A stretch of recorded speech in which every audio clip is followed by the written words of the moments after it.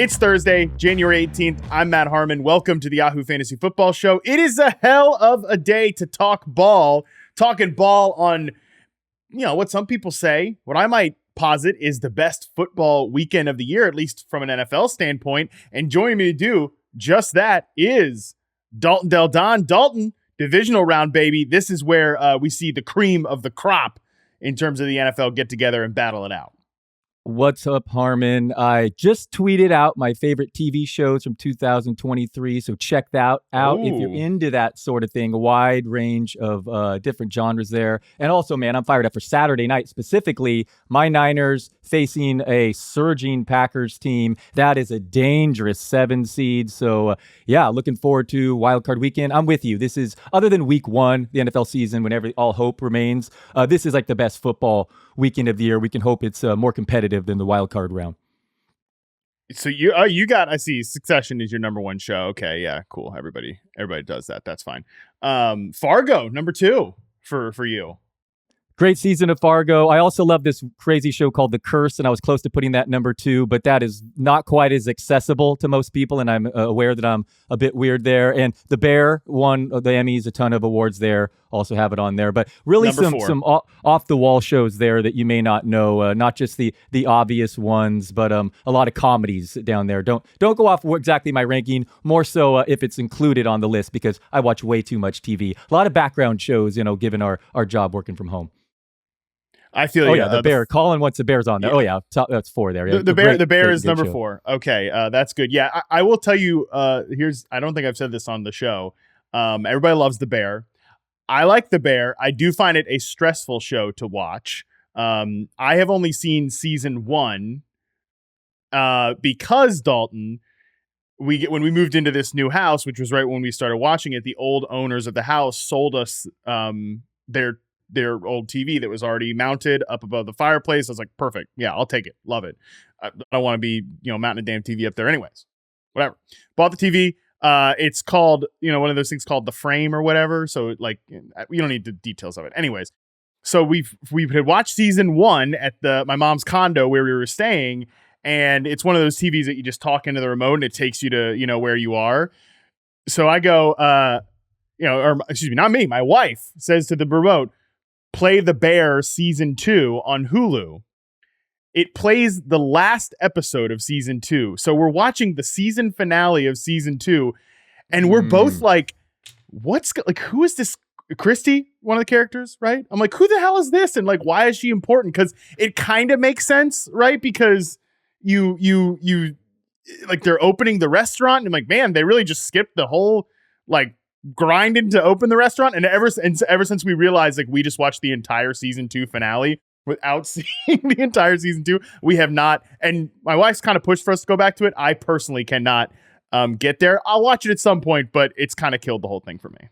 I hear you. It's stressful for sure. That's horrible that it happened that way. Season 2 is arguably better, right up my alley, because I'm into these restaurants like that, opening these Michelin restaurants. But it is definitely stressful. And as producer Colin says, this Christmas dinner episode, 7 Fishes, is everyone's one of their favorite episodes of TV all year. Heard. I personally like Forks even better, the episode that follows it. Watch The Bear. Check out my list. And I know you're not a big TV guy, Harmon, so I appreciate you. Oh no, I'm a big TV guy. Not so much movie then. Not the old school movies Rounders references. Okay, so you are okay. All right, cool. So yeah, TV. All right, good to know. So I'll banter you more throughout the year. But man, let's get to the football section. Yeah, my wife was out of town from Wednesday to Sunday last week, and I spent all my non-football time watching the new Godzilla show on Apple TV. And then watched all of the new MonsterVerse movies. Not that great. The show was great though. I don't see it on your list here. Monarch: The Legacy of Monsters. That was pretty good, especially if you're into stupid. Well, that was actually a really good story. Anyways, that's enough TV show talk. We'll talk more about this offline, Dalton. For the people out there, we are previewing Divisional Round here. We are not going to get to any news because if you are a Del Don head, you're a big Dalton fan on Twitter, you're like, oh, Dalton posted that TV show list on Wednesday. We might be recording this pod a little bit earlier than we recorded the pod last week. So if there's big breaking news in the NFL that we don't hit on here on this podcast, that's why. But we're still going to preview the divisional round slate. If you listened to last week's episode, you know what we're doing here. We're kind of combining from the regular season, our Viewer's Guide episode, and our Stat Nerd show. All these games obviously are in the binge category because we're watching every single second of these because these are great games. Starting with the Saturday slate here, Dalton. Houston Texans at Baltimore Ravens. The Ravens are 9.5-point favorites. We've got a 43.5-point over-under. We're going to do this just like we did last week. We'll talk about when each team has the ball on offense and the matchups there. So let's start with when the Texans have the ball here. This is a hard one to come up with, Dalton, in terms of like a matchup because no team mixes up coverages more than the Baltimore Ravens defense. They're 16th in man coverage. They're 18th in zone coverage. They are not top 10 in any individual coverage, whether cover 1, cover 0, cover 2, cover 3, any of that stuff, except cover 6 at 14.6%. They are the 6th highest defense.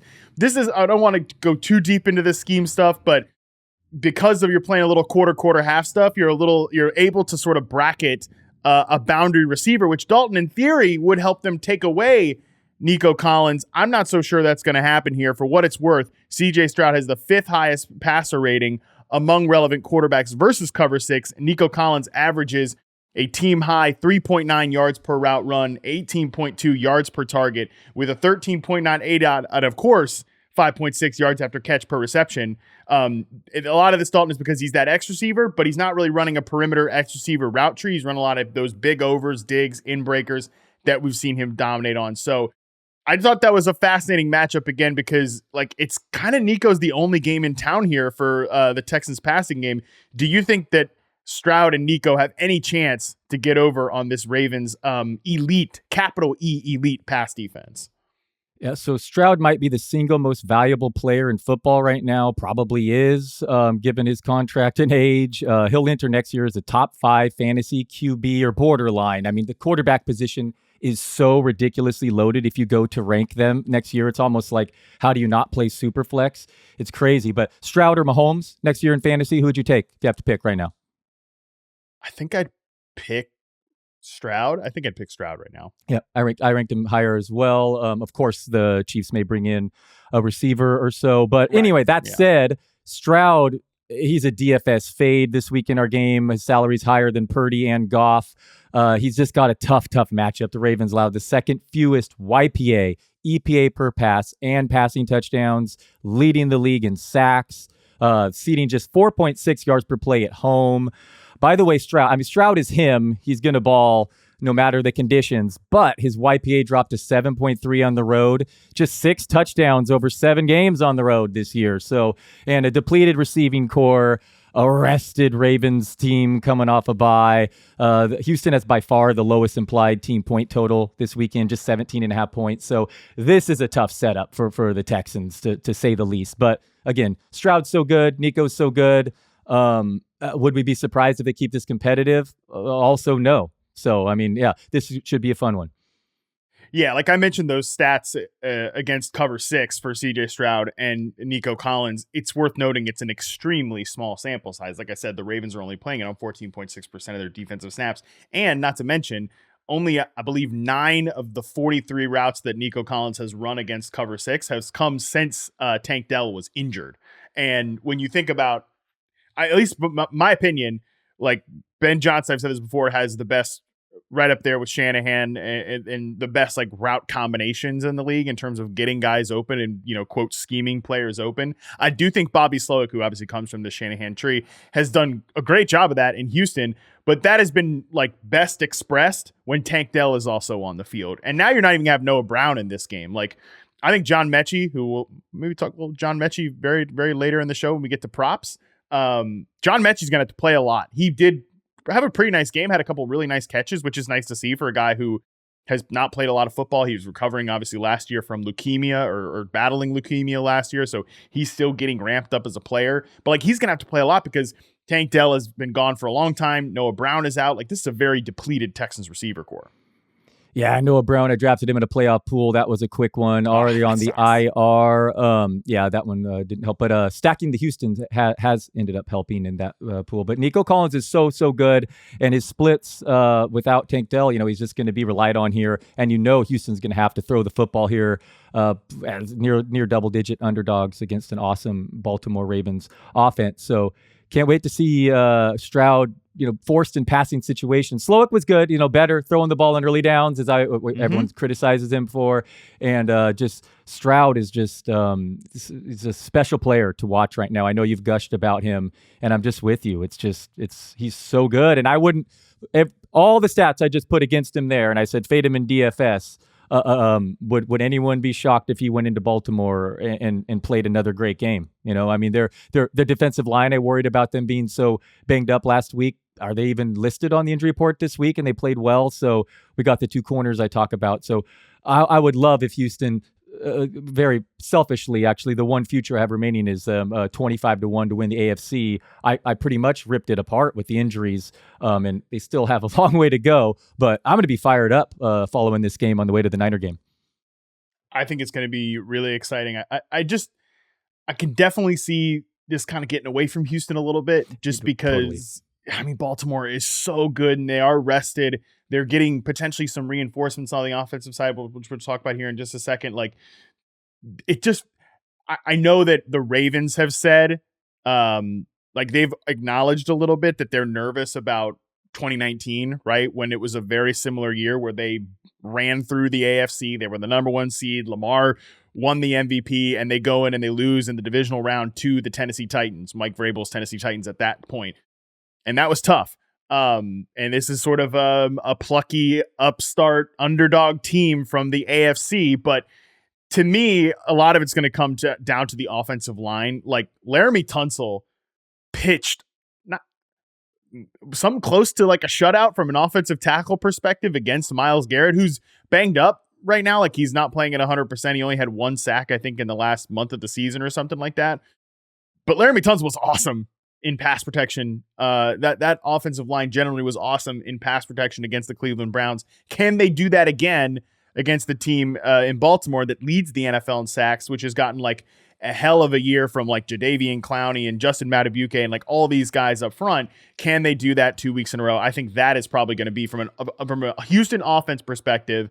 As much as we talk about these coverage stats and, Nico Collins and all that, like, Stroud's got to have the time to operate and get sort of into second reaction plays. Can the offensive line hold up? They held up against what might be the second best defense in the NFL last week. Can they do it against, in my opinion, the best defense in the NFL this week? And Tunsil went down at one point in that game. It looked like, but he recovered, looks good to go. I take it back about not being listed on the injury report. I just looked too early in the week. All the defensive linemen remain listed on the injury report for the Texans, but I think they're mostly good to go. I know that it's more fun if we have a hot take, and hopefully I'll have some later on this pod, but I'm so with you. I could just see either or here. Stroud, this young team facing a Baltimore team, and home teams coming off a bye for whatever reason. Sometimes they're like the first quarter and a half on offense, they're sluggish. I could see this Houston team being the real deal and making this game come down to the end, or I could see they've reached their limit. Look at all these injuries. This is the best. Then they're facing the best team in football at home, coming off a bye, and it being a boat race. But Houston really is thin from their pass catcher ability here with Dusty Robert Woods. Mechie's even on the injury report, and then Hutchinson maybe their number 2 receiver at some point. I mean, the Noah Brown, Tank Dell, even Andrew Beck, their fullback, is one of the few offenses that uses a fullback, has been banged up. So it may catch up to them. But either way, what a pleasure it's been to watch C.J. Stroud play football this year. And again, one of my things I'm most excited about this weekend is what if seeing Stroud being down 14 points, whatever. Let's see him throw the ball every time and be forced to, because the guy is just so good. I mean, the numbers he's put up have to be taken into context that they were often in obvious passing downs. He's special, man. He really is special. Interested to see if Bobby Slowick, who's interviewed around, continues to get some head coaching buzz because of the job he's done here. Glad you brought up Xavier Hutchinson, all those guys. Again, we'll talk those guys a little bit later in props. But let's talk about when the Ravens have the ball. Again, this is a team that you mentioned, like, coming off sluggish here. They are now going to have rested 2 weeks because they were off last week, and basically none of their offensive stars played much in week 18, against the Pittsburgh Steelers. So our stat from when the Ravens have the ball, got to talk about Derek Stingley Jr.'s performance for the Houston Texans in the wild card round. A guy that had pretty much only stayed on his side of the field, shadowed Amari Cooper. Next Gen Stats has that Derek Stingley Jr. aligned across from Amari Cooper on 35 of 42 routes, 83.3%, before the Houston Texans sent in their backups, which is just an incredible statement to read. Before they sent in their backups, Stingley allowed just one catch for -6 yards on 3 targets as the nearest defender with Amari Cooper on the other side, including 2 tight window targets. I think that's interesting, Dalton. I don't know who Derek Stingley would shadow. I mean, it was such a successful defensive game plan. They could replicate it, but I don't know that you're going to have him shadow like an Odell Beckham when he's on the field. Maybe Zay Flowers, who plays all over the formation. Stingley could track him around. I think Stingley's a stud, by the way.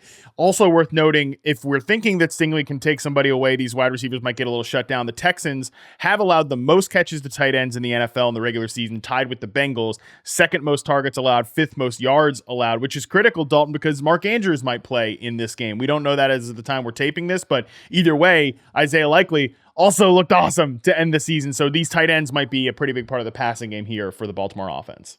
Harmon, we questioned in last week's pod, why doesn't Ryans move his cornerbacks around? And then he goes and does it. That was a great move. Stingley's awesome. Once criticized for, I believe, being taken over Sauce Gardner in that draft, but he looks absolutely awesome. And Steven Nelson on the other side give this team a real good foundation in its secondary. That said, this is a pass funnel defense. They were really stingy against the run down the stretch and susceptible against the air. And Lamar's got 9.3 YPA, 17 total touchdowns at home this year. So the Texans allowed the most schedule-adjusted fantasy points to quarterbacks over the final 5 weeks of the year. Baltimore is a high implied team point total this week. So, I mean, obviously, Lamar's going to, in a favorable situation, to go off. My question to you, Harmon, is do you have any concern about his playoff numbers in his career? 4 games, 3 touchdowns, 5 interceptions, 3 passing touchdowns, 5 interceptions, 6.6 YPA, 4 career playoff games. Any concern at all or no? Not really, just because I don't know how instructive the past of the Baltimore Ravens is to this version of the team. We just haven't seen them operate on offense like this at any other point because obviously a different coordinator back there. So I'm not sure how much. Honestly, no, I don't put a ton of stock into it, but I mean, shoot, if he ends up having a bust of a playoff performance, it's going to be the first thing that people are talking about on the morning shows. No doubt. High expectations, MVP favorite. Pay attention to the Mark Andrews news. That will affect Likely's DFS viability this week. He just had dramatic splits. It just mattered if Andrews was hurt or not for Likely. And then Zay Flowers. Hopefully he's healthy because your guy is a total DFS option in this matchup. And then Beckham, I've seen the theory floated a few times. He quietly led the team, in all the under the hood stats, and maybe they release him and play him more full set of snaps after these 3 weeks off. And here we go for the playoff run. Don't be surprised if Beckham is a difference maker in your playoff pool. Yeah, I can't remember if I saw someone from the team say it or someone on the outside say that the team had kind of intimated it, that we didn't sign this guy to win games in September and October. We signed him to win games in the playoffs. So I think that's a pretty good theory by you there. Again, I'm very curious where Derek Stingley ends up lining up, because it wasn't as if, Dalton, like we talked about why you don't track your corners around sometimes because you don't want to break the rules of your defense. But this team still played zone coverage at the highest rate, 94% of their plays, against the Cleveland Browns last week. So they didn't really end up breaking the rules of their defense, and Amari Cooper wasn't motioned around a ton, so it made it a little easy for them to just keep Stingley on one side of the field, and then maybe you have the safety over the top, whatever. So I'm very curious to see how the Texans end up defending this team. By the way, do you know the Texans are one of the oldest rosters in the NFL? I saw Bill Barnwell tweet out the snap adjusted age. I can't remember exactly where the Texans lie on there, but it kind of messes with your brain a little bit because you've got they're one of the 5 oldest teams in the NFL: the Saints, the Eagles, the 49ers, the Texans, and the Bills. You kind of messes with your brain a little bit because you think they're a young team because of CJ Stroud, because of Nico Collins, and obviously the contributions they were getting from Tank Dell. And those were kind of like at one point the faces of this team. And D'Amico Ryan's a first-year head coach. But this team does have a lot of veterans quietly on this roster. So that is worth noting when we're talking about, playoff experience and stuff like that. Yeah, the key skill position players as fantasy managers we see as young, but yeah, that's interesting. Maybe the veteran experience can push a playoff run for me here. They have a good kicker too, an underrated aspect. Of course, a kicker on the other side of this team's decent as well. But the foundation's there. I mean, I'm certainly not going to be a contrarian or maybe not too big of one, but I'm considering picking the Texans to win the AFC next year. Not as like a long shot bet. I mean, is my pick. Like, that's how good I think this roster is and how good I think Stroud is. I don't think they're ready this weekend. I hope, prove me wrong. But, oh yeah, as soon as 2024, I'm right now leaning toward picking them to be the representative out of the AFC. Producer Colin reminded me of this. I completely forgot about it, but we did. I don't even know if it ever got published. Or who knows where the hell some of this stuff goes sometimes. But they had us do like a predictions video for sports predictions for 2024 or something like that. And my prediction was we're going to get a Houston Texans, Green Bay Packers Super Bowl in the 2024 NFL season. I feel pretty good about that prediction right now. I don't remember when we did it. It was definitely like some of the last few weeks of the regular season or whatever, but I feel pretty good about that prediction. Colin said I filmed it the first week of December. So shout out to me. That was a good call. And shout out to you. I agree that I think the Texans got to be one of the favorites in the AFC going forward. Let's pick this game though. Before I was jealous when I heard you pick that one. That was a good one. Yeah, that was a good one. Yeah, it was a good one. I was jealous. I actually heard you did that one. I'm like, damn, I wish I'd thought of it because that's my pick. That's in 2025, Harmon, though. You broke the rules. Well, yeah, but I did break the rules a little bit, but it's not, I'm joking. Good call. It's the 2024 season. So, it's a prediction. I mean, it's just like anything in my career. It's a good prediction with an asterisk. I predicted Nico Collins is going to break out, but I did that like 3 years ago. So whatever, doesn't count. It's never wrong, just early, Dalton. Never wrong, just early. Now let's not get our picks wrong here. Pick this game before we move on to the next one.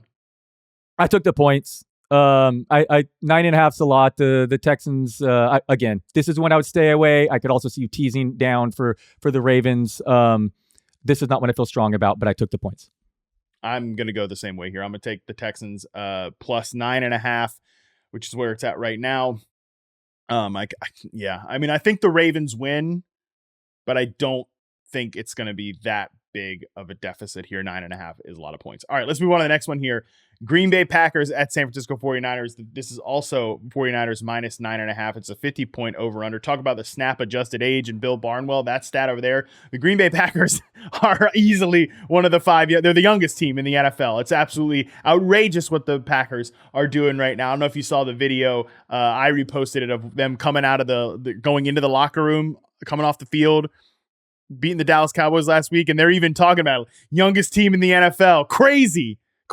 I mean, they're leaning into it, but our stat for the Packers comes from our good buddy John Daigle. No offense ran more 12 personnel. That's one running back, two tight ends in the wild card round than the Green Bay Packers, 48%. And the Cowboys refused to change their defense to stop it. They allowed 8.5 yards per play.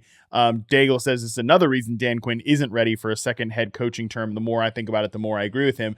Worth noting that San Francisco 49ers against 12 personnel, they allow the fourth fewest yards per play. They allow the third fewest yards per pass attempt, and they allow the second fewest yards per carry. So, Dalton, I don't think we see a situation where Jaden Reed isn't on the field as much like he was last week because he's the slot receiver. He's not going to play as much in 12. That's going to be a lot of Romeo Doubs. It's going to be a lot of Dontavian Wicks. Those guys are good too, but I don't think that we see another situation where we're seeing two tight ends. I think this is a week. If the Packers are going to win against the 49ers, I think they have to spread the field a little bit more. Highest EPA per play since week 9, 49ers 1, Packers number 2. Most yards per play since week 9, 49ers 1, Packers 2. Spicy. Jordan Love is the real deal. This team really deserves credit for going into Dallas and just destroying them. I mean, Dallas has their flaws. Yes, they choke, but that team averaged 37 points per game at home this year. That Packers team is the same one that knocked me out of my $9 million circa survivor pool on Thanksgiving. They dominated the Lions in Detroit. So I feel like this is a mispriced line here. I get if you look at their season stats, I understand why the Niners are near double-digit favorites, but I don't know. One quick example is the New York Giants, the year they beat the New England Patriots, who were undefeated.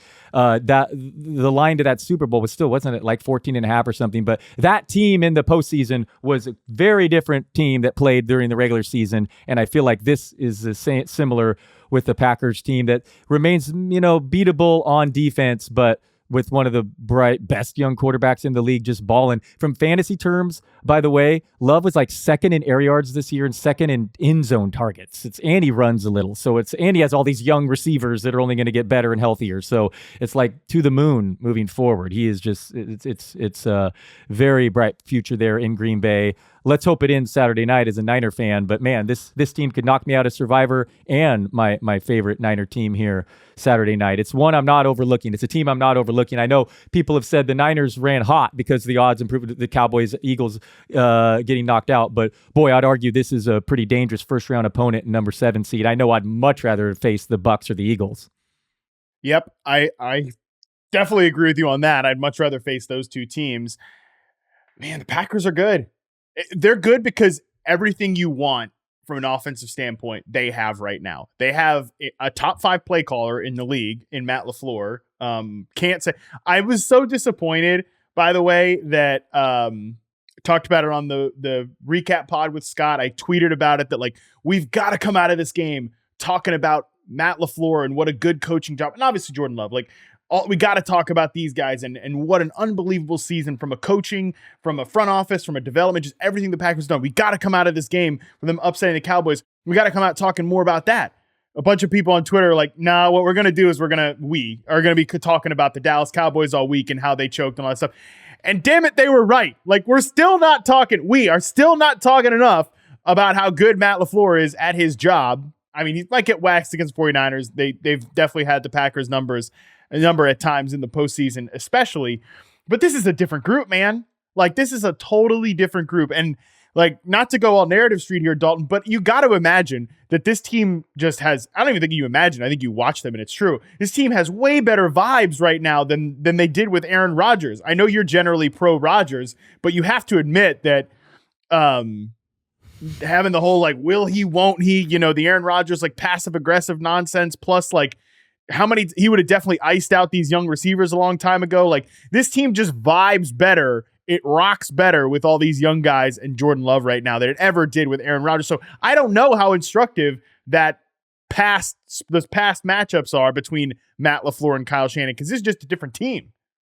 I am pro Rodgers, good call. But not only the roster or the locker room effect you're talking about, but also it helps. Who did say that? Nick Bosa actually said, as great as Rodgers is, sometimes a quarterback who runs the plays of the coach's call can be better. He said, yep. That actually can, for all Rodgers does great things on his own, but sometimes it's better when the players just run the play of the coach's call. And he was giving props to Jordan Love. And it's just wild how their season came, because Love was great the first couple weeks, then a disaster there for a while, but then finished as strong as any offense in the NFL from week 9 on. So, and that was without Christian Watson for much of it. And they have both these young tight ends. I mean, they are loaded with pass catchers with Bo Melton Fine and all this. So the fact that Love is attacking so downfield, he's a problem. This game, I would not be surprised. I fully expect this game to be competitive. And Aaron Jones is one of the few running backs that truly, truly matter when on the offense, and especially when his replacements are Emmanuel Wilson and A.J. Dillon.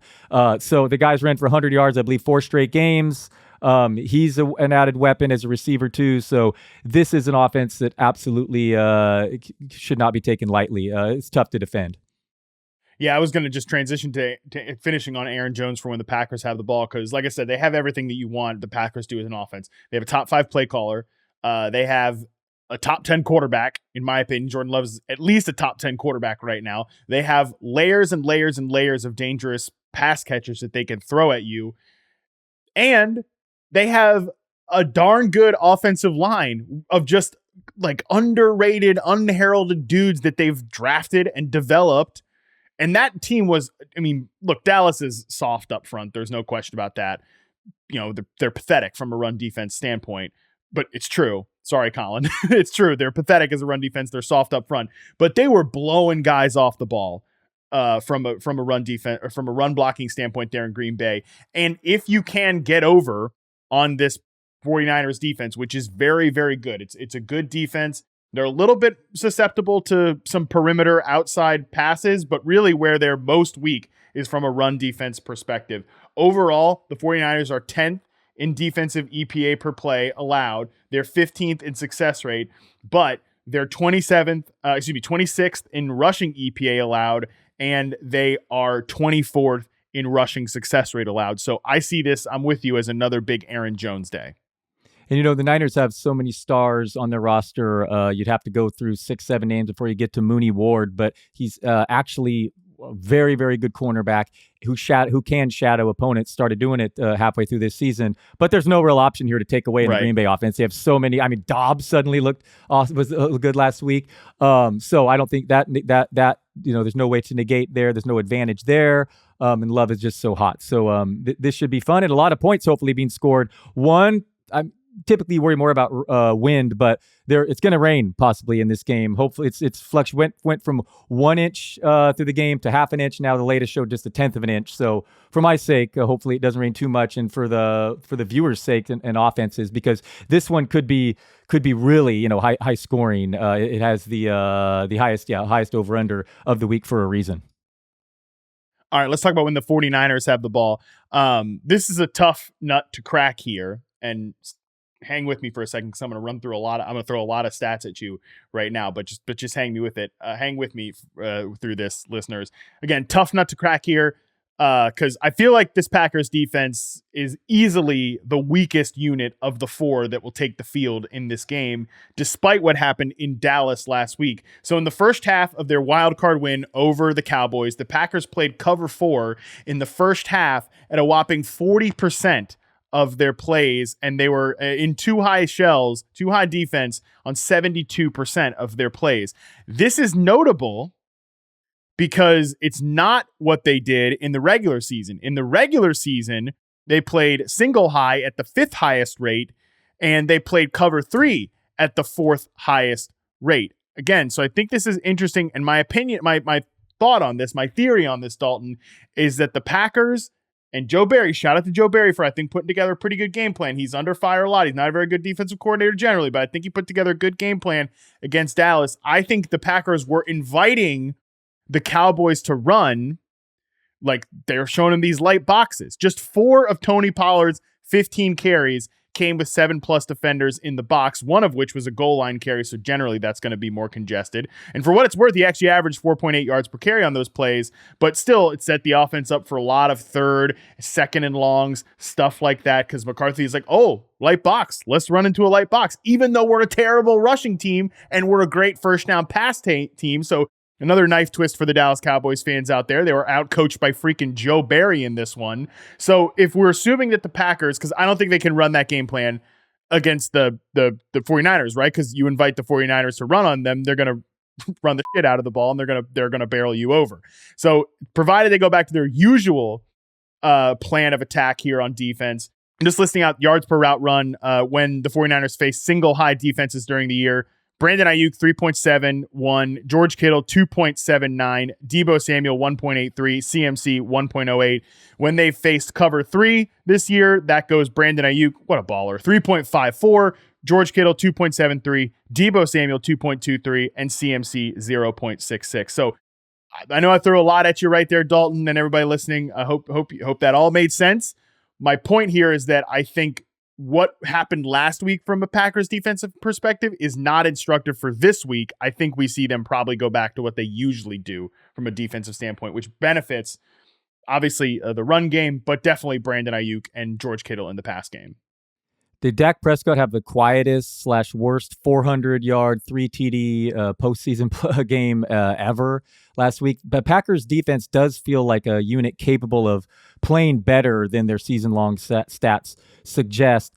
That said, the Niners do set up well here on paper. The Packers defense struggled on first downs. Purdy led the league in YPA in first downs. Packers defense had the sixth highest blitz rate in the NFL. Purdy led the NFL at 10.2 YPA, 15 TDs, NFL best in big time throw percentage against the blitz. Deebo Samuel, he was the number one fantasy receiver over weeks 13 through 17, just balling. And the Packers are vulnerable over the middle, as we suggested last week. CeeDee Lamb did not really explode. It took 1 million targets to get to where he got. So I do think that this is where Deebo can take advantage of that area. Runs the slot about a third of the time. And our guy Ayuk, do you know that he got the most receiving yards in NFL history for someone with fewer than 110 targets this year? Just a beast. Love to see him have higher volume next year. This sets up well for Purdy, Samuel, and McCaffrey in DFS, like more than ever. His salary's so high, and Yahoo's just half-point PR, but this week is filled with just questionable running back. Like, name your second favorite. I guess Aaron Jones is a 9.5-point dog. McCaffrey is just going to be popular in DFS this week for a reason, and he returned to a full practice. Hopefully his calf is fully recovered there. This should be a fun one, and it sets up, like I said, for a lot of points, just because the Packers are vulnerable. Niners offense awesome, especially at home, and with Love playing so well. You mentioned the Ayuk yard stuff. He was in the regular season, he was 30th among receivers and targets and 7th in yards. So he is a superstar. So you lean in, if you're picking receivers, you lean Samuel a little bit more than Ayuk in this one. Yes, so Ayuk used to get targeted inside the 5. That's just stopped this season, and they give Deebo the easy touchdowns. Plus, he has these explosion weeks more. So yeah, I've been with you as an Ayuk over Deebo in fantasy entering the year, but I've since capitulated, and I go Deebo when they're both healthy in a given week. Just given how they're used in this offense. I mean, don't get me wrong. Yeah. I mean, Ayuk, one of the 5 best route runners in the NFL, beast. But I think when it comes to touchdowns, and again this week too, over the middle. Of course, Ayuk can do damage there too, but yeah. I like Deebo. Yeah, I think probably maybe DFS, I'd probably rather have Deebo, because all these rushing stats we're talking about, like if you can run on the Packers and stuff like that, that can go to Deebo Samuel as well. So I think, DFS wise, I'd probably take Deebo just a little bit higher, but from a receiving yard standpoint, I think Ayuk probably ends up leading this team. For what it's worth, Ayuk averaging 105 yards per game at home this year. 6 of his 7 touchdowns on the road, so probably just meaningless. But if you're looking for that prop bet with yards, he's been averaging 40 more yards per game at home than he is on the road this year. That Jair Alexander injury would be frustrating if you're a Packer fan. That happened, when the game was over. They had to bring Love back in that game, who had an incomplete pass, took away his perfect passer rating after he was already sitting out that game because the Cowboys scored some points. One more thing I want to note on this before we move on this game, Harmon, is there's going to be some missed kicks. My guy Moody, was missed how many at the end of that? At the last week, at extra point and a field goal, and then Anders Carlson, I think, missed 6 extra points this week. So in the rain, I think both kickers might have the shanks here. So I expect the special teams. This is one of those play not to lose, because both these teams can struggle there. If you're a sick freak like Andy Behrens, you can do some kicker props from that one, because I'm with you. I can see some kicking disasters in this game potentially. So all right. Pick this game before we move on. Are you going Niners minus 9.5, or are you taking the points here? I'm taking the points. This line is off, not treating them how well the Packers are playing right now. I know it's not an easy task flying to Dallas, back home, and then San Francisco and playing Saturday, but I think this offense is really good, and the Niners didn't end the year playing their best football. I respect what the Packers have done. I think I'm going to take the Niners minus 9.5 on this one. If it went down to 10, maybe, or if it went up to 10, maybe I would end up taking the Packers there, but minus 9.5, I'll go 49ers here. I think this is your year, man. I think they are fully stocked. They're fully loaded. Purdy is playing awesome. I really think that, last time we saw Purdy was in that Washington game. That was obviously Washington stinks, but man, he was awesome in that game. It was one of the best moments of the season. Some of those throws were some of the best throws he had of the season. I don't know, man. I think this game is going to be slanted at least a 10-point win here in the 49ers' favor. So we shall see what happens. All right, let's move on to the Sunday games here, starting with Tampa Bay going to take on the Detroit Lions in Detroit. The Lions are 6.5-point home favorites. We got a 47-point over and under. And hey, Dalton, how about this? According to NBC Sports, Baker Mayfield and Jared Goff are set to become the first quarterbacks taken number 1 overall to meet in the divisional round since Andrew Luck and Peyton Manning revenge game in the 2014 season. How about that? That's a fun one. Yeah, Mayfield clearly healthy. That last week of the year, we need to realize it came against a Carolina team that's good on defense. So, Mayfield looks like he's having fun out there. And his numbers, did you see, what was the stat? Like the Bucs had 6 drop passes in the first half. That was like already like tied for the most in any game all year. And it was just one half. And they weren't just minor drops. Kate Otten dropped one in the end zone. Mike Evans dropped a 50-yard touchdown. I mean, it was brutal. So we also need to have context of how bad that Eagles defense was playing. Patricia calling the plays is just brutal. But Mayfield is another pass funnel defense indoors. What about the reporter asking Todd Bowles about the weather in Detroit this week? And if no one's seen that, you got to go check that out. That's a classic. Bowles is just, for some reason, he's a recipient of all these crazy questions from the reporters. But this is similar to I guess Houston, in which I could see it going both ways for Tampa. Did they tap out? This is tough going into an environment in Detroit, playing a Monday night, or man, this feisty team is maybe peaking at the right time to make a little deeper run than everyone expected. And with Mayfield playing the way he is, who knows? Because the Lions are definitely susceptible to the pass, and you got Godwin, Evans, and Palmer, and David Moore of all people emerging here. So I went back and forth against the spread on this one all week. Yeah, I mean, look, nobody cares about my bad beats, my prop losses, anything like that. I had a pretty nice little situation going if Mike Evans could just catch some of those deep passes, man. That was brutal. I love you, Mike. You're my guy. Appreciate you, but damn, dude, that one hurt. Those downfield drops definitely hurt. All that being said, you're right. This is a pass funnel defense for the Detroit Lions. I hate to simplify football here, Dalton, but I'm going to do it with our stat for when the Bucs have the ball. This one all comes down to, can you pressure the quarterback? The Lions actually led the NFL in pressures in the regular season, according to Pro Football Reference. So that is interesting. They pressured Matthew Stafford on 13 of 38 dropbacks in the wild card round. He went 5 for 11 for 73 yards, according to Pro Football Focus, under pressure. PFF had his adjusted completion percentage from the wild card round only better than Goff, Dak, and Tua. Every quarterback obviously is worse under pressure, but Baker Mayfield has always been pretty dramatic in the splits department under pressure. This year, again, according to Pro Football Focus, his YPA drops from 7.5 when kept clean to 6.1 when pressured. I think, again, everybody's talking about Jared Goff, as they should, coming out of that game, and Dan Campbell and Ben Johnson with some of the play calling and the in-game decision-making, for sure. That was awesome. But Aiden Hutchinson was awesome in this game, man. The wild card win over the Rams. He was pressuring Matthew Stafford. They came up with pressures at critical moments. That, to me, I think is going to be the difference in this game. If Tristan Wirfs and obviously Luke Gadecki there on the other side as the right tackle, primarily going to go against Aiden Hutchinson, if those guys can hang up in pass protection, I think Baker Mayfield can dice up the secondary, but if they get pressure on him, maybe not. Go back to Mike Evans in DFS, $26 salary in Yahoo this week. The Lions allowed by far the fewest schedule-adjusted fantasy points to running backs over the final 5 weeks of the year, but the third most to wide receivers over that span. The Lions are just going to score a bunch of points at home, and this game's going to dictate Tampa Bay playing from behind and having to pass a lot, and that's the Lions are really vulnerable in their secondary. So go back to Evans. Maybe it's Godwin too, if you prefer that route, or both. I like the setup there. And Rachaad White, they struggle to run the ball anyway, and this is such a hard matchup there. So this game is going to depend on if the Bucs want any chance of winning this game. It's going to require another Herculean effort from our guy Mayfield.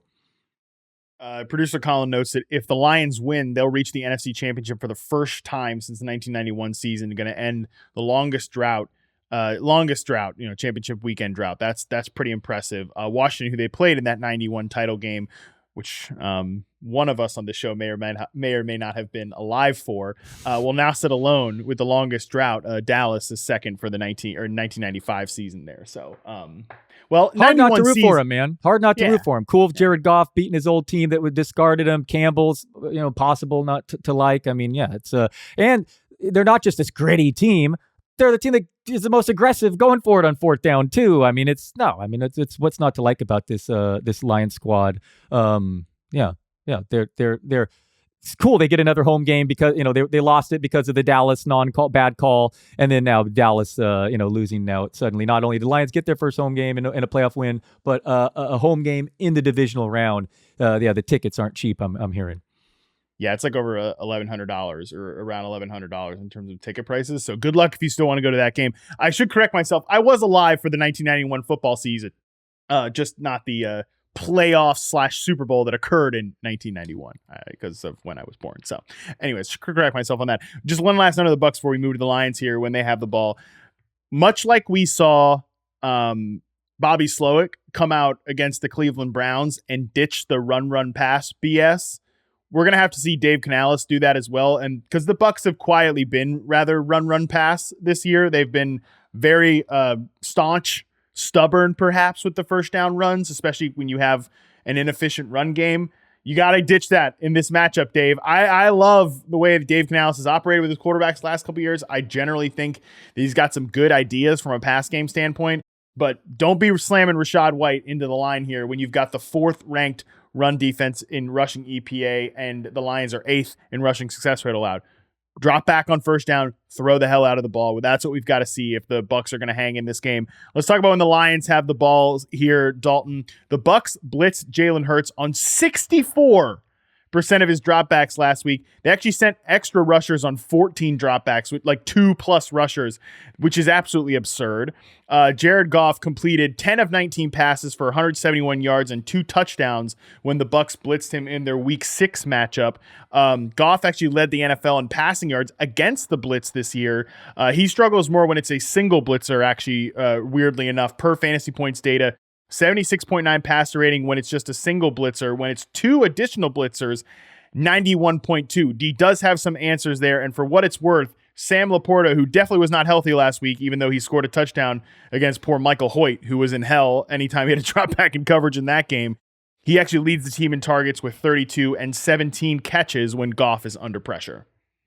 Yeah, Bucks, Daigle says, generating just 22nd and generating pressure out of their bye. Jared Goff at home this year's averaging 285 passing yards, 8.3 YPA, 23 total touchdowns over 9 games. This is a healthy Lions offense. Pass funnel Tampa Bay D. The Bucs ranked 1st in run defense DVOA over the final 5 weeks of the season. Lions actually had their highest pass rate over expectation when these teams met earlier this season. So, St. Brown, Laporta clearly isn't healthy, but he's obviously in fantasy lineups this week. So, this should be a fun one. The Lions score a ton of points at home, and if Mayfield's up to the task, this could be similar to the Rams-Lions last week when they were both pass funnel defenses, and that's just usually results in entertainment. Although last week's game after halftime, it was 6-3. The Rams-Lions game. Am I wrong on that? I mean that was a little bit unexpected, but the first half was full of good fantasy back and forth. So maybe this one lasts the whole game. Yeah, I think that's going to be a fun back and forth game. Just can't imagine this one doesn't get pretty high scoring. What are over unders 47? I feel like this game's going to go over that total, Dalton. Yeah, it's 48.5 on MGM right now, and I think it was even closer to 50 earlier, but I think it's going over too. Yeah, again, indoors, no matter how cold it is, and just the right recipe because if for nothing else, I mean the Lions, they can run on anyone. They're going to score points at home. The Lions will put up points.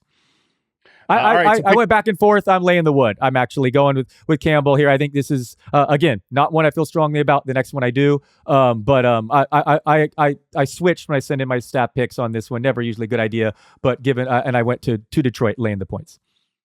I'm also going with Detroit and laying the points as well, -6.5 on BetMGM right now. Although I am the most comfortable betting the over on this one. And I've got at least one prop from this one later on. All right, let's talk about the final game here of the divisional round. Kansas City Chiefs at Buffalo Bills, -2.5. We got a 45-point over-under here. Dalton, Tony Romo is going to be calling this game. Dude, that guy is going to be making guttural noises all game long. Josh Allen, Patrick Mahomes. I don't know. We'll see. Tony Romo is so on my radar, by the way. But maybe we can have that conversation off the podcast because I don't like to slam broadcasters too much. But my God, tough listen with Tony Romo in the booth right now. All right, he's gonna be saying some he's gonna say some wild stuff, and like I said, a lot of like guttural noises from old Tony Romo. Jim, I don't know, Jim. I mean, he's out of his mind right now. Anyways, again. Save that topic for off the podcast. Let's talk about when the Chiefs have the ball here. The Bills played two high safeties on 71.4% of their plays against Pittsburgh, which makes a lot of sense because, they were able to kind of crowd the front a little bit. Najee Harris said, hey, we still ran into those boxes anyways, doesn't matter. But you want to play a lot of too high because George Pickens can hurt you. Deontay Johnson can hurt you, but they don't have a lot going over the middle of the field in their pass game. They had the third highest too high rate in the regular season, did the Buffalo Bills at 58.6%. Patrick Mahomes had the fourth lowest passer rating versus too high in the wild card round among all the quarterbacks. So I think it's an interesting matchup from a pass game standpoint because you'd think like, oh, they're playing too high. We're just throwing it to Rashee Rice over and over again. They just don't have any vertical answers to beat that type of coverage. All right, so an issue here that's maybe slightly underreported, but Mark Stopa pointed it out. He's a huge Bills fan, so he's on this. Teron Johnson is very questionable for this game. Slot corner in Buffalo. It's his second concussion, I believe, or maybe not. Either way, it's a short week. The drop-off is massive there, and Rashee Rice runs more than 50% of his routes from the slot. So that is an injury to pay attention to. Both teams, this is conversely the ones we've been talking about. Really good defenses here. I'll get to the Chiefs when you talk about how the Bills have the ball. First, let me talk Rice. He's averaged 9.7 targets, 92.6 receiving yards, 4 touchdowns over his last 7 full games. Emerged as Patrick Mahomes' clear number 1 target. He finished 3rd in yards after the catch his rookie campaign. I ranked him as a top 12 fantasy wideout next year. It didn't seem like ECR agrees with me, but Dwayne McFarland points it out. He profiles as someone like that. It's weird his ADOT was so low this year, but given his target rate and all that stuff, he should be treated as like a borderline second round fantasy pick next year. I know that sounds weird to people, but he really does profile as a top 10 fantasy wide receiver if he's Patrick Mahomes' number 1 target next year, and they don't bring in some absolute alpha in free agency or the draft. Do you? I know you've been skeptical of his route running, so push back here, Harmon. I'm all ears if you think I'm being too aggressive here. I could see him being a mild disappointment from a top 12 perspective, but at the same time, like I really don't want to bet on these guys I don't want to bet against these guys when they're in this role. This sort of like it's not too dissimilar to like Amon-Ra St. Brown, right? Like the way they use him, which it's kind of, again, I know that seems kind of weird, but like it's not too dissimilar to like the way they use Amon-Ra in Detroit or the way they use CeeDee Lamb in Dallas, right? Like when you're the best pass catcher on the field by a considerable gap and you get these like layup looks from the slot, it's hard to defend. Like you can't talk about breaking the rules of your defense. We talk about Derek Stingley at the top of this.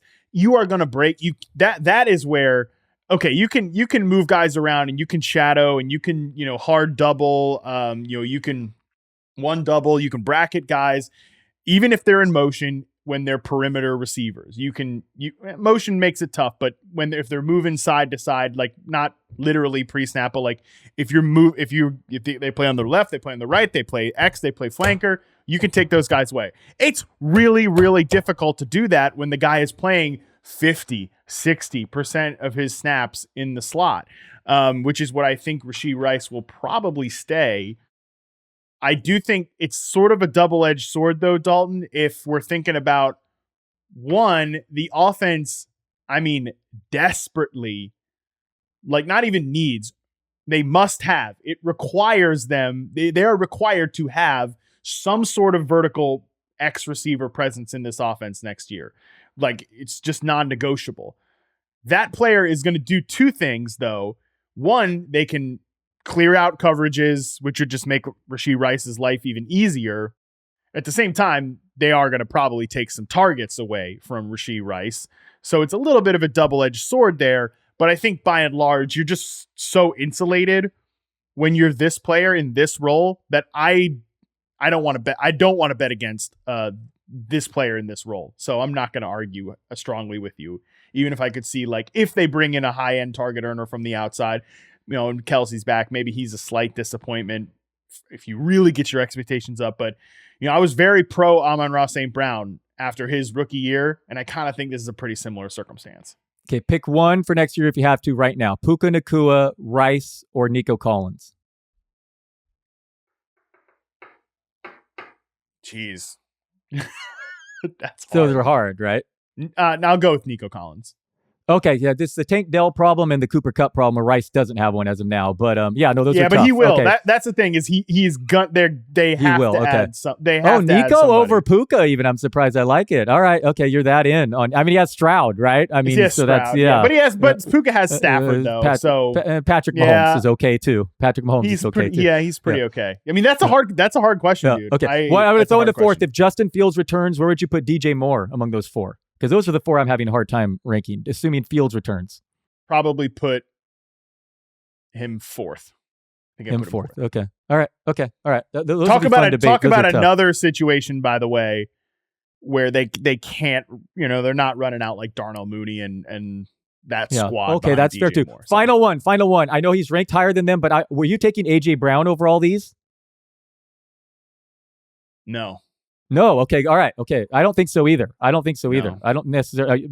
Okay. So he's right in that tier too. All right. Okay. This will be a fun one. Not all of them, but right. not all of them. But you're not taking them maybe for sure over all of them. Yeah. Okay. No, all right. Okay. Yeah. It's not a no-brainer for sure. Okay. All right. Let's go. We go with Chiefs. The Chiefs have the ball. Yeah, let's do it. I mean, my God, dude. It's win the Bills. Yeah, by the way, my God. I mean, what a world we're talking about, like Nico Collins and Puka Nacua. No, wait, I know. I might have those guys over AJ Brown, but hey, those guys can play. So much can change. Yeah. Those guys can play. And those guys can play. They can beat man coverage, that's for sure. All right. Let's talk about when the Bills have the ball here. The Bills' top 3 wide receiver / tight end target getters last week. And their slot rate here. We're going to talk about that here. Stephon Diggs, 43.3% of his routes from the slot last week against Pittsburgh Steelers. Dalton Kincaid, 52.4%. Khalil Shakir, 80% of his routes from the slot. Quietly, the Bills have done a lot more getting the ball in Diggs' hand from like a design standpoint, from a slot standpoint, not as much from a downfield standpoint. How much does that change this week, though? When these two teams last met, he had 12 targets against Kansas City in week 14. Just 27% of his routes were from the slot. Again, it's a little bit which is better. Which would you prefer? Because I think it's just nice to get him away from L'Jarius Sneed, but at the same time, Trent McDuffie's really good. The Chiefs, by the way, play too high, middle of the field open coverage on 67.8% of their plays. According to Fantasy Points data, that is the most in the league. They are 24th in yards per target allowed to slot players and 25th in yards per target allowed over the middle of the field. So I feel like we're going to have to see something a little different from the Bills offense. What we saw in wildcard weekend, and quietly what we saw sort of towards the end of the season when they were funneling a lot of these looks to guys from the slot and stuff like that, we're going to have to see something a little bit different if they want to beat the Kansas City Chiefs this weekend. Let's talk some Chiefs defense. First, L'Jarius Sneed. One interesting thing, a concept about him I thought of when I saw his PFF grades or any concept of that. He led the league in penalty yards, pass interference yards this season by a mile. But that has actually makes him even a worse opponent for our fantasy purposes. He's like the worst of both worlds. He's really good coverage, and if he gets beat, you're not getting credit for those yards, those penalty yards. So Sneed's absolutely one of the worst, and he shadows frequently. So that's not good. Another John Daigle tweet. Get this: Chiefs defense with Chris Jones, Nick Bolton, and Sneed in the lineup. That's 8 games, including one against Josh Allen. They've allowed 4.2 yards per play, first in the NFL, EPA per play, second, success rate, third. Pretty interesting. When a healthy Chiefs D is dominant. So you give me that defense and Patrick Mahomes and points. Yeah, I'm going to be on Kansas City here. You could take money line if you want. I'd love if you get a book with +3. Obviously, prefer that over -2.5. Imagine that. But yeah, I mean, Mahomes' first game ever on the road playoffs. that'll be a fun narrative to follow, but it's still one of the greatest quarterbacks of all time now with his best defense. And Bills defensive plays great, but worry about the coaching when it matters. And my guy, Josh Allen, I'll be rooting for the Fireball product. Love him. But he'll probably commit a couple turnovers here that'll result in the Chiefs win. Yeah, I have a really tough time picking this game. It's on. I said it was -2.5 on BetMGM right now. It's -3 Buffalo. I think I'm going with Kansas City +3. It sounds like you are too. You can get plus odds on the money line +120. I don't hate that, although I think I'll take Bills to win straight, but I think I'll take Chiefs +3. It literally moved as we were recording this because I had it up at 2.5, and I refreshed after you said that, and you were not lying to the people. Yeah, it's 3 now, so I'd love it. I'd grab it if you can get the full 3, the key number there with Mahomes in this defense. I mean, the Bills are going to cover this margin again. Like I said last week, I'd be far more surprised if the Bills cover the margin than if the Chiefs won outright. Like I said with the Rams last week. But so that's where I stand here. I'm Mahomes and KC, but Bills have this home game instead of it being in Kansas City purely because of Kadarius Toney lining up, 1 foot offsides on that, or this game would be played elsewhere, probably sliding doors, who knows. But this is the marquee matchup. I'm excited. I won't be missing it. The Niner game the day before. This is the one that everyone needs to tune in. It's going to be really competitive. But again, my bet of the week would be the Chiefs +3. Sky Moore designated to return as we were recording this, so. Did you see the Hardman footage, those 3 plays? Was that really, as someone who follows, is that him alligator arming or running or not running through his routes? Is it as bad as it looks? Or is it like, we're just fudging with the footage and he's not really costing him 180 yards on 3 plays?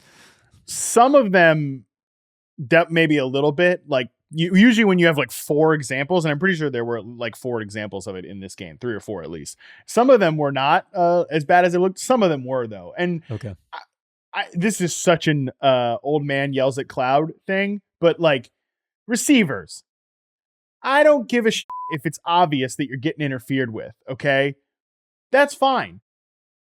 Keep playing. Keep going with the play. Like, maybe you catch that ball instead of like the first tug you get, you're immediately looking around for a flag.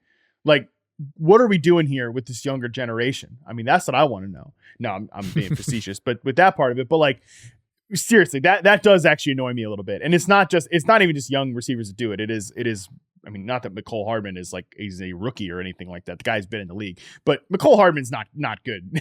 not that good at football, like, especially on those downfield plays. That's what's always been weird about him, is that he's a speed, and you actually see this with a lot of guys. He's a speed player who has no instinct with like tracking the ball and playing the ball downfield.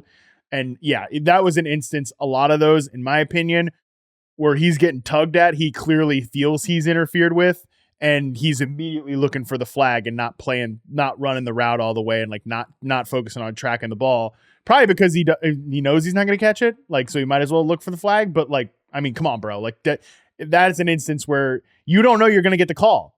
And in some of those instances, he didn't get the call, right? So like, yeah, that would be my assessment of that, which is it's not a positive assessment.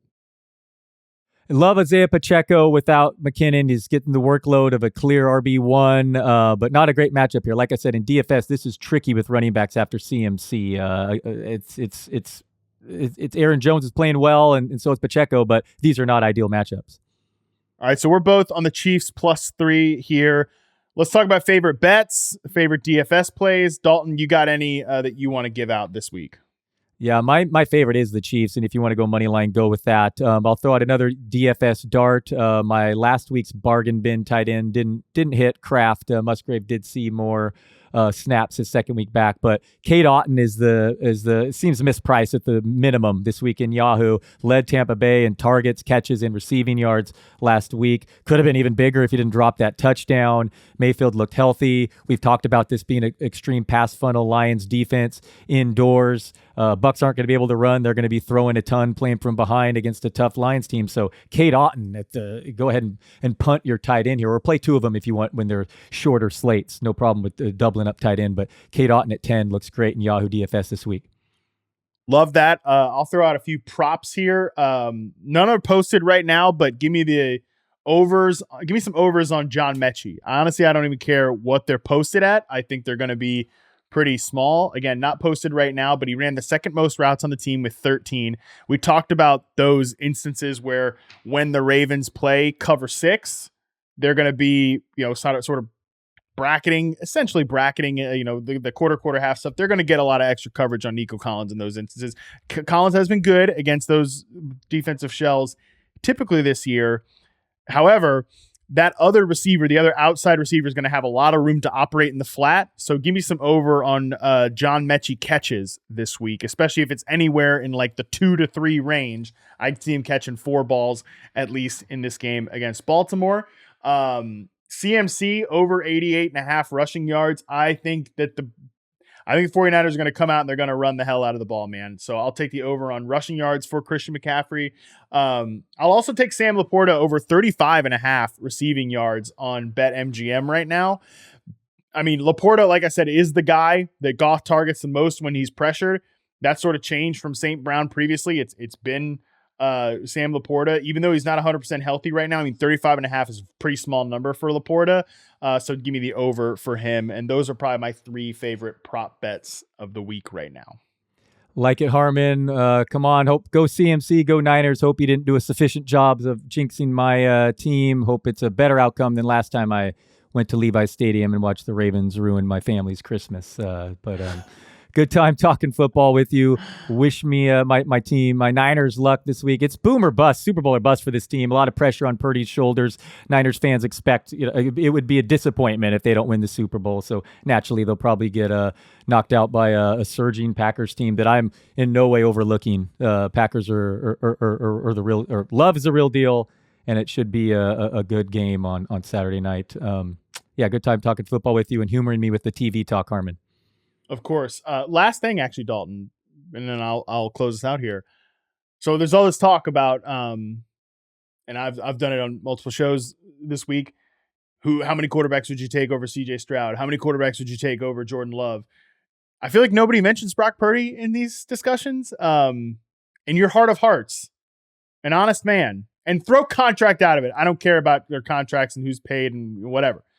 In your heart of hearts, Dalton, who would you rather take as the quarterback of your team? Brock Purdy, CJ Stroud, Jordan Love? Oh, Stroud. Yeah. No, I mean, I love. Would you rather take Jordan Love or Purdy? Oh, no, I'm not quite. I don't know if I'm there yet with Love. So, that would be a tough one. I mean, maybe I'm way off base being a homer and Purdy's, benefiting from his surroundings more. But that one I'd have to think about more. And I'm not, I don't think the story's written. Maybe we'll know Saturday night, if Love goes into San Francisco and badly outplays him. I will certainly have to, reevaluate there. So I don't feel strongly there, but I'm not as delusional to sit here and tell you I'd rather Brock Purdy be quarterback of the Niners than CJ Stroud. I mean, Stroud is, like I said, I think there's an argument he's the most valuable player in the NFL right now, given the difference of his age and contract of Mahomes. I mean, right? Listen, I think that is a very valid argument. All right, that's going to do it. I had to get Dalton on the record for that one. So hell of a show, Dalton. Appreciate you, buddy. Definitely check out Dalton's TV rankings on his Twitter at Dalton Del Don, and engage with Dalton. Get him to tweet more. So respond, tell him how correct all of his rankings are, and definitely don't argue with him on Twitter.com. He's at Dalton Del Don. Of course, like I said, gonna do it for this show. I think Divisional Round is going to be a real big treat. I think we've got a lot of great teams. Going to be absolutely electric weekend of football. Scott Pianowski is going to join me bright and early on Monday to break down all of the weekend's action ahead of Championship Sunday. Until then, we're out.